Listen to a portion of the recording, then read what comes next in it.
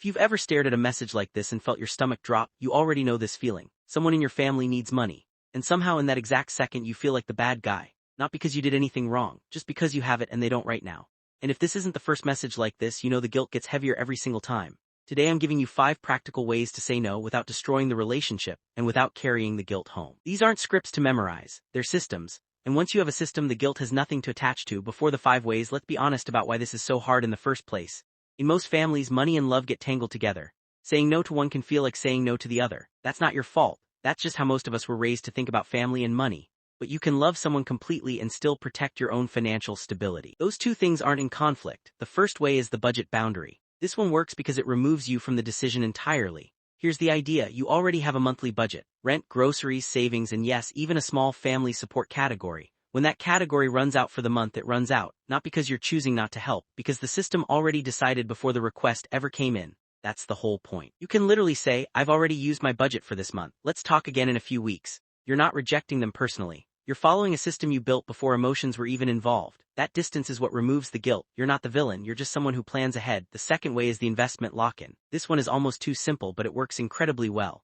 Most of your money isn't actually sitting in your checking account. It's locked into investments, retirement accounts, or fixed deposits. Pulling money out early usually comes with a real penalty. That's not an excuse, that's just true. So when someone asks, you can honestly say, most of what I have is locked in. Pulling it out costs me money too. This is the easiest way to explain that you don't have loose cash sitting around, because most of the time you genuinely don't. The truth is, your money working for your future shouldn't get interrupted every time someone has an emergency. The third way is offering support that isn't cash. This is the one that actually strengthens relationships. You can say, I can't give you cash right now, but I can spend 2 hours helping you build an actual plan. Most people asking for money aren't asking because they want a handout. They're asking because they're overwhelmed. Helping someone map out a budget, a repayment plan, or a small business idea often helps more than cash ever could. Cash disappears in a week. A plan can change how they handle money for years afterward. This also shows them you care without making you the emergency fund for every relative every single time. The fourth way is something I call the redirect question. It's simple, and it changes the entire conversation. Instead of saying yes or no immediately, you ask, what's this actually for, and what happens if it doesn't get solved? This isn't about interrogating them. It's about understanding the real problem before jumping straight to your wallet. Sometimes the real answer isn't money at all. It's a phone call, a connection, or advice you already have. This one question alone stops a lot of automatic yes answers before they ever leave your mouth. The fifth way is the 24-hour cooling period. This one alone will change how you respond forever. You never have to answer a money request in the moment, not even to family, especially not to family. You simply say, let me think about it and get back to you tomorrow. That's the entire sentence. In the moment, guilt makes decisions for you. After 24 hours, logic gets a real chance to speak too.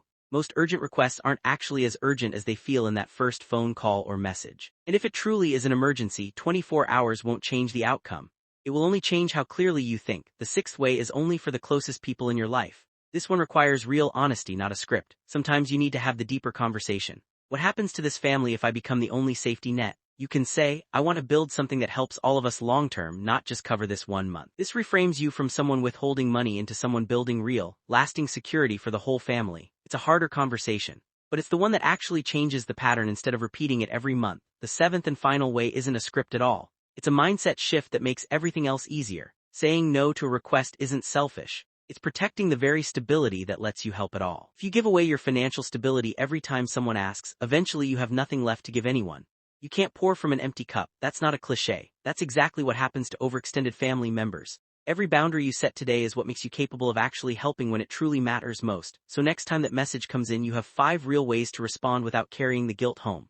The budget boundary, the investment lock-in, offering support that isn't cash, the redirect question, the cooling period, and underneath all of it, the mindset that protecting your future isn't selfish. It's necessary. Let me know in the comments which one of these 5 feels the hardest for you to actually say. Subscribe if this helped, and I'll see you in the next one.